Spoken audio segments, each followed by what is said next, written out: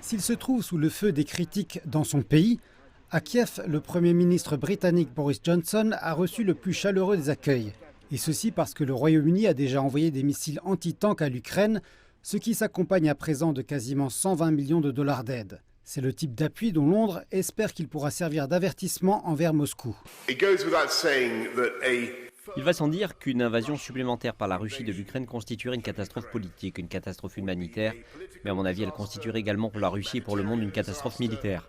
La potentielle invasion contredit complètement les affirmations du président Poutine selon lesquelles il agirait dans l'intérêt du peuple ukrainien.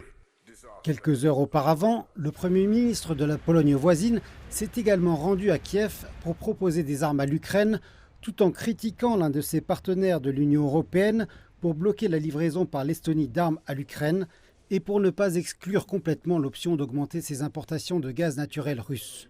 Nord Stream 2 est une grave menace pour la paix dans l'ensemble de l'Europe. Ensemble, nous exhortons l'Allemagne de ne pas ouvrir ce gazoduc parce que cette ouverture augmenterait la possibilité d'un chantage et d'une guerre de la part de la Russie. Le président ukrainien Volodymyr Zelensky a tellement apprécié cette approche qu'il a annoncé une union tripartite formelle avec les deux pays. Il a cependant minimisé les perspectives d'une invasion imminente, même s'il n'y a aucun signe d'avancée diplomatique.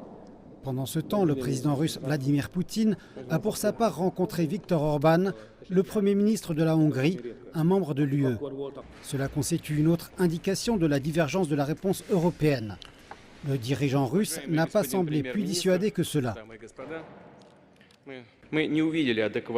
Nous n'assistons pas à une véritable prise en compte de nos trois demandes principales. Prévenir l'extension de l'OTAN, annuler le déploiement d'armes à proximité des frontières russes et le retrait des installations du bloc à leur position de 1997, lorsque l'acte révolutionnaire Russie-OTAN avait été signé. À présent, un pays qui vient juste de quitter l'Union européenne fait cause commune avec un autre pays qui contemple avec désir cette même union, afin d'essayer de faire pression plutôt que de dissuader son adversaire russe de reculer.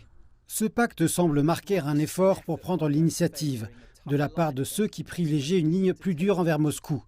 Ceci ne convient pas forcément à Paris et à Berlin, ces deux capitales soutenant une approche de dissuasion plus prudente et souhaitant que les autres membres de l'UE leur emboîtent le pas.